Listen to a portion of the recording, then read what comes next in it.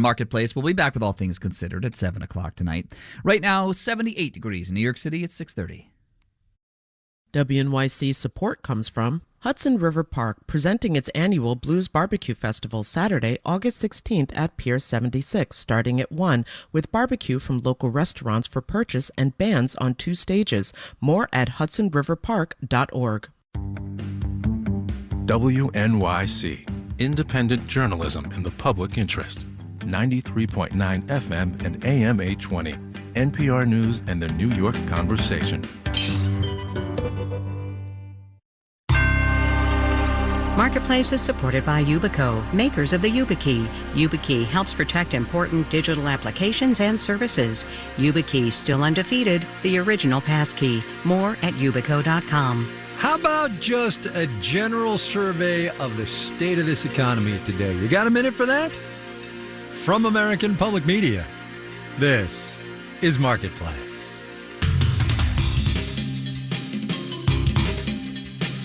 Marketplace is supported by Progressive Insurance. Progressive is currently looking for individuals in a variety of career fields who are interested in building a career and joining an inclusive and unique culture. More information, including application, at progressive.com/careers. And by Commvault. When bad things happen in business, like ransomware attacks, Commvault rewinds data, cloud apps, and environments back to before the incident, like it never happened. Commvault. It's how companies become a continuous business. In Los Angeles, I'm Kai Riznal. It is Tuesday today, August the 5th. Good as always to have you along, everybody. We are going to begin today with commodities, petroleum-based commodities in particular, of which the United States is the world's biggest producer, crude oil and natural gas both, the pair of them essential to this and to the global economy. But their fortunes seem to be diverging, which I will highlight by quoting their prices today. A barrel of both the U.S. and global benchmarks, West Texas and Brent crude, down about 1.6% today. Natural gas, on the other hand, denominated, by the by, in millions of BTUs, should you be curious, up 2.6%. Of course, price quotes do not effective analysis make, so here's Marketplace's Elizabeth Trovall to do that. The U.S. has gotten great at fracking oil, but the world is producing more oil than it needs. There's a big debate out there in oil circles on whether or not the U.S. is about to start declining in oil production. That's the Dallas Fed's Garrett Golding. When you look at rig counts, when you look at the amount of frac crews that are out there in the shale basins, when you look at oil prices, it all points at the U.S. starting to plateau. But as crude oil fundamentals are weakening, a totally different story is playing out for U.S. natural gas, which is finding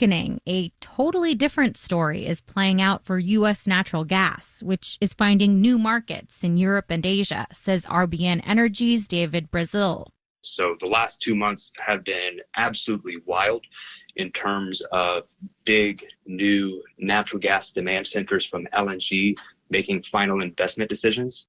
But here's where the rubber meets the road. While demand for natural gas continues to grow, at the same time, you're seeing lower natural gas production because crude oil is anticipated to drop with dropping rig counts. natural gas is produced as a byproduct of crude oil drilling, especially in the Permian Basin. You go in for the oil and a certain amount of gas comes up. It's called associated gas. Raul LeBlanc is with S&P Global Commodity Insights. As we move forward, though, and we get to this next tranche of LNG plants, it becomes interesting. If oil growth is slow or non-existent, you will lose the massive growth that you were getting from associated gas. Which could mean amping up production of natural gas in other places besides the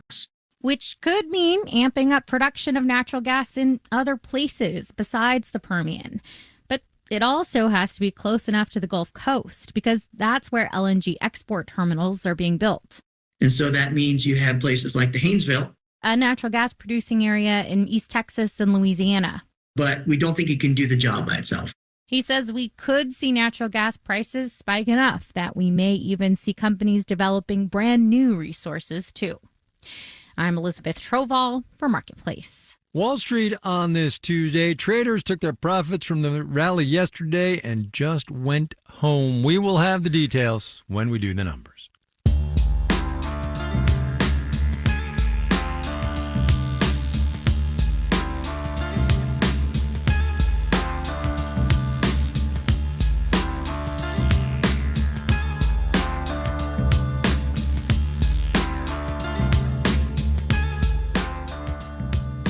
All y'all probably know, because we say it a lot, that spending by or on behalf of consumers makes up something like 70% of this economy.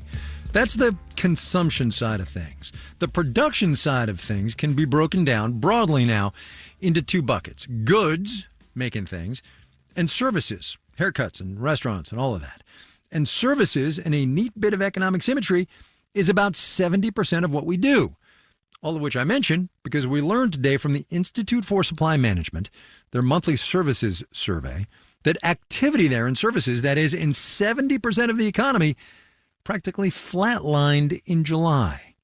Laura Veldkamp is a professor of economics and finance at Columbia University's Business School. Welcome back to the program. Thank you. Happy to be here. The thing with services, of course, is that they are less vulnerable to tariff effects. But clearly, if you read some of the comments in this morning's ISM report, people in services are worried. They're seeing things like tariffs are affecting prices, uncertainty is bad. I mean, it's not great out there in services land.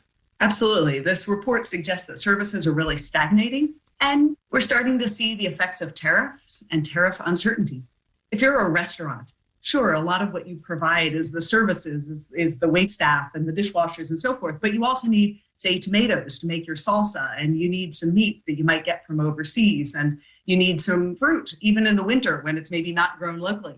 And all of that stuff is both getting more expensive, and they're facing a lot of uncertainty about what the price will be in the near future. Here's the thing I've been trying to wrap my brain around, though, since the 2nd of April and the tariff palooza that we had that day. We, which is to say economists, analysts, business and economic journalists, pretty much everybody has been waiting for tariffs to really start to bite. And I'm puzzled by the slow roll. It's definitely picking up, but I'm very puzzled by that slow roll. I think a lot of businesses stockpiled materials before the tariffs took effect. And so I think firms were burning through that inventory for quite a while, and they're starting to run out. And now they're left having to buy things anew at higher prices. So as we go forward now with that roll starting to pick up, as I said, what do you anticipate the next, from like now till Christmas? What do you think things are going to be like? I think we're going to start to see the increase in prices that was brought on by tariffs percolating through the economy, and we'll see prices start to rise more and more. Are you concerned about economic growth? Absolutely. I mean, anytime we make things more expensive and we're not getting something better and we're having to pay more money for it, this is really bad for growth. That's what we as economists would call a negative supply shock. All right, so let's roll it all into one. We've got ISM this morning. We had the jobs report on Friday. We've got your concerns about growth. Your gut feeling right now about this economy? Well, there are two parts of the economy. There's a big part of the economy, which is a share of the stock market that is booming, that has to do with big data and AI and data centers and all this new technology that's really bolstering the economy and keeping it afloat. The vast majority of the increase in market prices has come from these high-tech firms. And then you have, the more traditional firms, Walmarts and Targets and smaller firms and mom and pop restaurants and so forth. And they're not seeing great gains from any of this change in technology. They're struggling, and then they're having to face higher prices from more expensive inputs that are hit by tariffs. And so I think it will be a story of have and have-nots. Do you suppose it's possible, and look, we're absolutely acknowledging that small businesses and big businesses too, but also consumers every day in this economy are feeling the squeeze of these higher prices. Do you suppose we, the third person big we, have been lulled into a false sense of security by the rising markets and the absence of catastrophe is too strong, but fallen off the table, Yeah, absolutely. I think early on, people panicked with these high tariffs. We certainly saw it in stock market prices. And then we didn't see any big catastrophe take place immediately. And, everybody thought, well, it's all going to be okay. And we even had, a name for this, the taco trade, right? Right. He'll put on big tariffs, but then he'll back off of it. It's all going to be just fine. And, maybe we didn't see an immediate big catastrophe, but now little by little, we're starting to see the pain set in. We're starting to see the downside effects of, poor economic planning. Yeah, it's that slow roll. Laura Veldkamp at Columbia University, the Business School there. Professor Veldkamp, thanks for your time, ma'am. I appreciate it. My pleasure.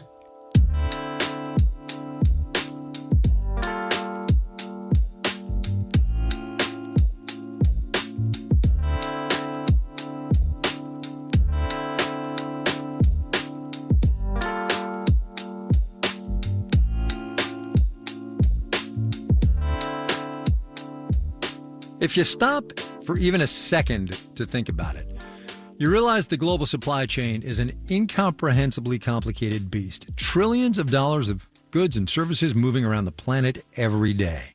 So knowing where a single box or a single crate of something is at any given time, or even a whole shipping container, is challenging. It's not impossible, but it's challenging. You roll in a critical national security imperative, geopolitical concerns, the most valuable company in the world, and China, and you wind up with the Trump administration considering a requirement to put location trackers on high-end artificial intelligence chips to prevent those very expensive, very powerful NVIDIA chips from being smuggled into Chinese hands. Now, would that work? Here's Marketplace's Matt Levin. NVIDIA may be the company that designs the high-end AI chips the U.S. says are too powerful to sell to China, but they're typically not the company that assembles them into an AI server and then sells those servers to, say, a Malaysian AI startup. Jacob Feldgoys is at Georgetown Center for Security and Emerging Technology. You might have server companies selling to someone who they think is a legitimate buyer who is actually located in China. And so then the server ends up in Hong Kong or in Shenzhen. No one knows for sure how prevalent AI chip smuggling is. The Financial Times reported last month at least $1 billion worth of banned NVIDIA chips were circulating on China's black market. Feldgoys says having NVIDIA build location trackers into the chips themselves or the software they operate on could be an effective deterrent. It may make smugglers less likely to want to go down this route. NVIDIA declined an interview request. The company has downplayed smuggling, saying that trying to build big data centers on stolen chips is just not technically or economically feasible. UCLA engineering and law professor John Villasenor says if the goal is to preserve American AI supremacy, requiring location tracking could backfire. The fact of having location tracking means there's sort of a level of surveillance that I think many potential purchasers of these chips would be rightly uncomfortable with. The location tracking proposal is part of a broader debate over whether AI export controls are really effective in the first place. And to the extent that folks, for example, in China, have a harder time getting strong, good AI solutions from the U.S., that increases the incentives to really invest locally. Or create new innovations, like the Chinese AI model DeepSeek, which requires less powerful AI chips in the first place. I'm Matt Levin for Marketplace.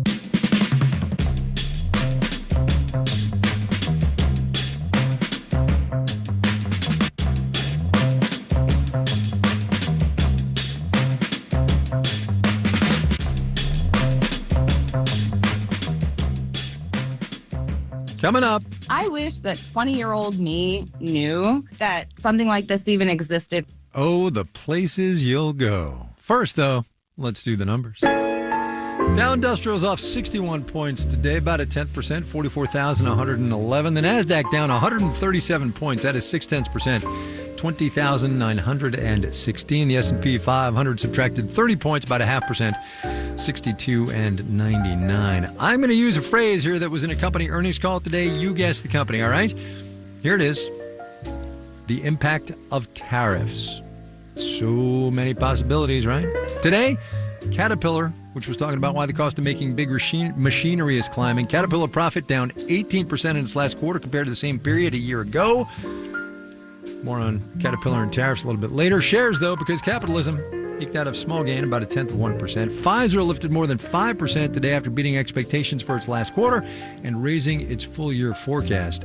Possible clouds on the horizon, though. New pharma tariffs are promised. Pressure from the Oval Office to cut drug costs is being applied. You're listening to Marketplace. The Numbers is supported by Odoo.com, your entire business on one platform.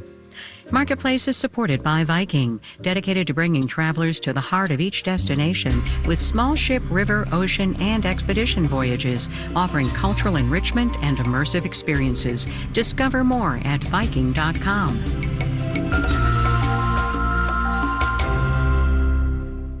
I'm Kate Hines, senior producer for All of It. Since Congress voted to claw back federal funding for public media, WNYC has seen an incredible outpouring of support.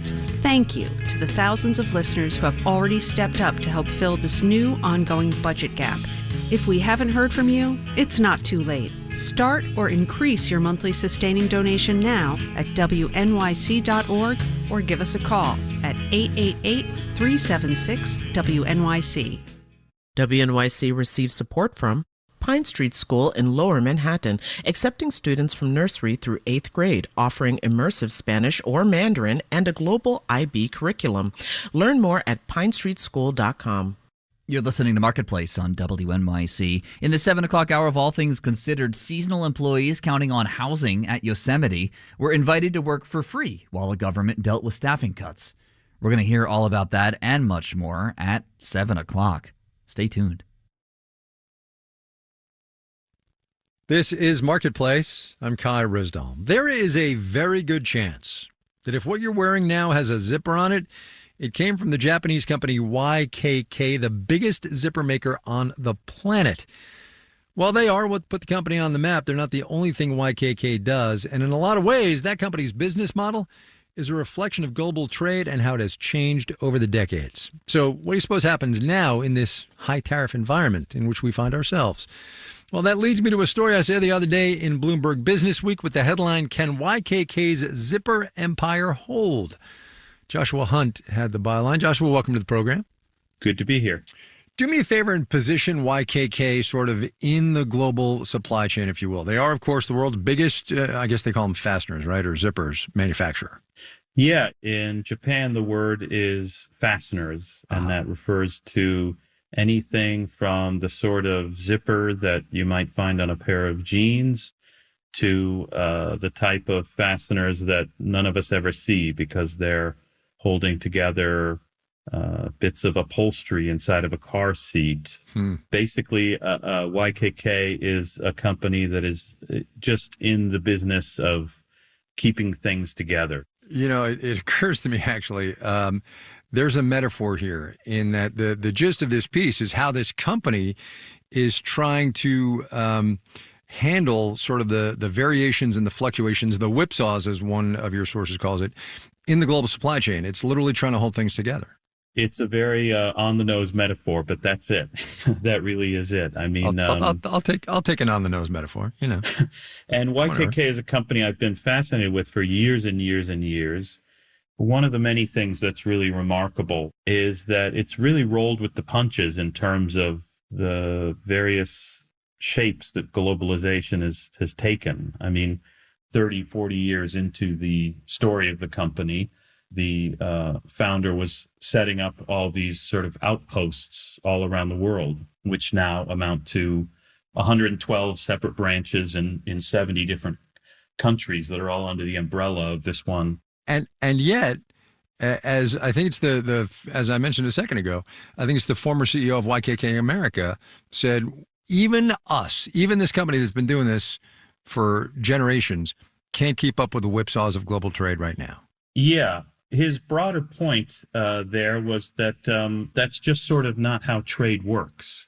One person at YKK told me that they know more about most of the supply chains of their customers than their customers do. You know, very often there are new regulations, for example. Very often they'll go to YKK and say, tell us about our supply chain.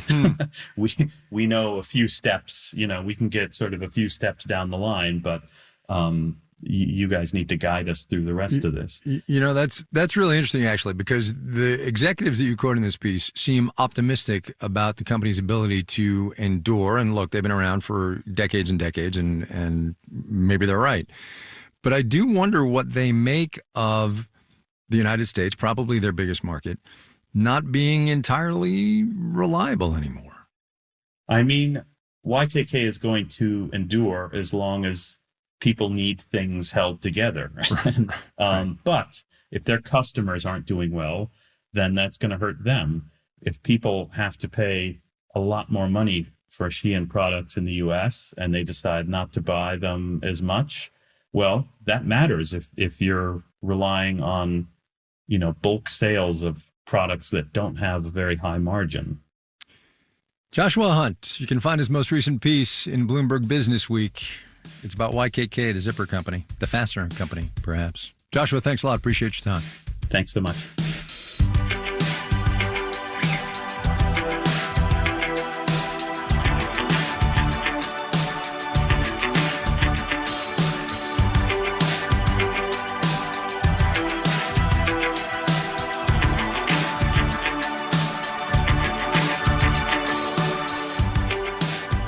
I promise you we didn't plan it this way in our news meeting this morning, but that conversation I had with Laura Veldkamp about the big picture realities of a slowing services sector in this economy, it's going to play out in real life in this next story. Yum Brands, the parent company of Pizza Hut, KFC, and Taco Bell, reported quarterly results this morning. International sales were the key to the company's second quarter profits, but U.S. same-store sales were down at both Pizza Hut and KFC. Growth slowed at Taco Bell, which is its most resilient chain. And as Marketplace's Savannah Peters reports, it's a similar story elsewhere in the quick service restaurant sector. Americans do a whole lot of eating out and ordering in. So a slowdown in spending on those categories can be an early sign we're pinching pennies, says Alex Suskind, who studies the food industry at Cornell. When consumers get nervous, eating out in restaurants is one of those things that disappears pretty quickly. And struggles at fast food chains can signal that middle and lower income consumers in particular are feeling squeezed. Ben Cawley with the trade magazine QSR says just a few years ago, COVID stimulus and fast wage growth helped those same income groups roll with fast food price hikes. There was a discussion in the industry of okay, when is it going to be the time where consumers have had enough? People started to lose their appetites over those prices about a year and a half ago. And that's when you saw the influx of all these value messages. McDonald's $5 meal deal, Taco Bell's super cheap cravings menu. These are bids to win back consumers who are having more meals at home. And when they do hit the drive-thru, says Lynn Dornblaser with the marketing firm Mintel, what they're looking for is limited time offers, coupons, meal deals, ways to optimize what they're getting. Even the relative resilience of Yum Brand's crown jewel, the Taco Bell brand, tells a story of a consumer searching for value, says Sarah Senator with Bank of America. The build, if you will, for a Mexican menu item tends to be a little bit less protein than, for example, a burger. It's a lot easier to keep a lid on Crunchwrap and cheesy bean burrito prices. Senator says fast foods race to the bottom when it comes to menu pricing. Could be a canary singing very quietly right now. And warning us that consumers making the least money could be facing extra financial pressure. I'm Savannah Peters for Marketplace.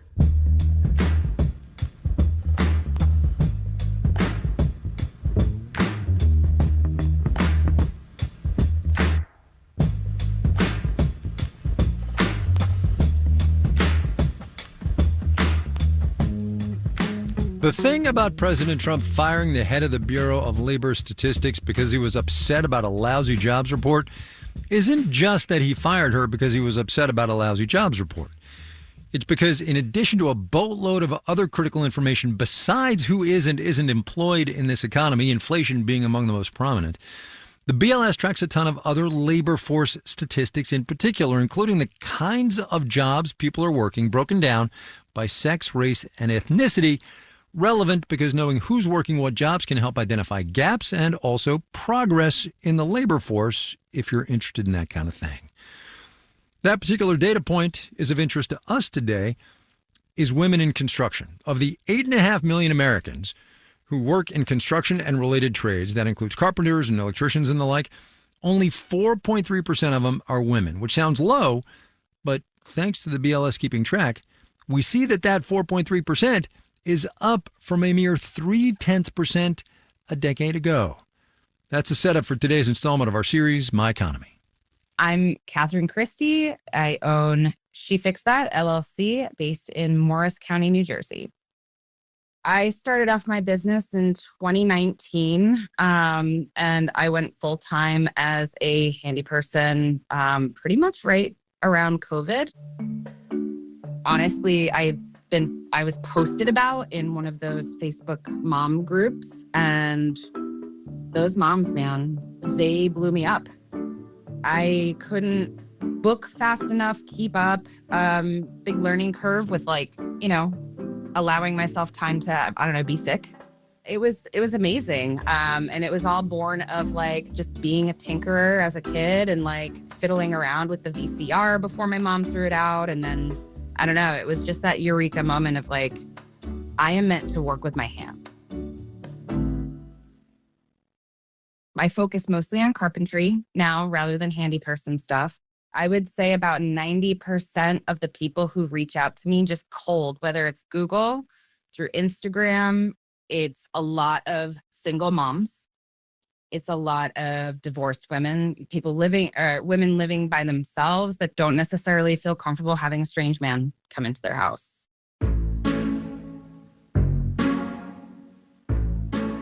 I have definitely seen costs go up over the last, let's say, 3 months or so as a result of tariffs. I've seen the sheets that I get go up by about $3 at least per sheet. I had a client back before tariffs even came in, and I was like, I'm going to quote you right now, but I'm just telling you, and I do not mean this in any kind of a pressury way of look now or the cost is going to go up. But the sooner we get this underway and I can get a deposit, go and buy the materials, even if I'm holding them for a period of time, that's going to save us money because costs are going up, period.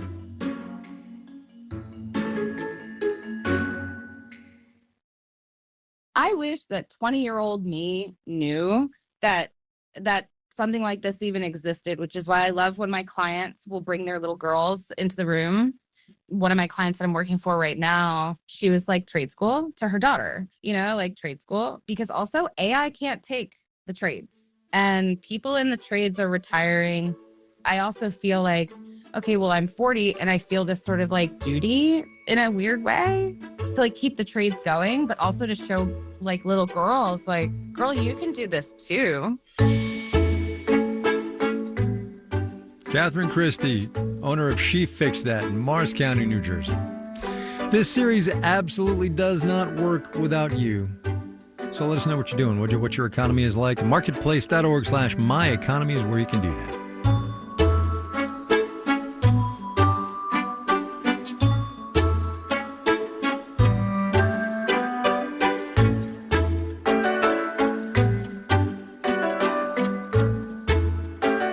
Marketplace is supported by Odoo, dedicated to providing software designed to scale with businesses. Odoo's programs for manufacturing, accounting, and more aim to provide building blocks for creating a custom software suite. Odoo, what businesses need. This final note on the way out today, which might actually, now that I think about it, become a recurring feature. There are, as you know, 30 companies in the Dow Jones Industrial Average. We went and checked today, and as of this morning, 22 have reported quarterly profits this cycle. Of those, 8 mentioned they expect a hit from tariffs this year, most prominently Apple $1 billion, Procter & Gamble $1 billion, Nike $1 billion, just today Caterpillar as much as $1.5 billion. 2 reduced their estimated tariff costs for the year. That would be 3M and Johnson & Johnson. More to come in this tariff economy, for sure. Jordan Manges, O'Neill Maharaj, Janet Wynn, Olga Oxman, Virginia K. Smith, and Tony Wagner are the digital team. Francesca Levy is the executive director of digital. And I'm Kai Ryssdal. We will see you tomorrow, everybody.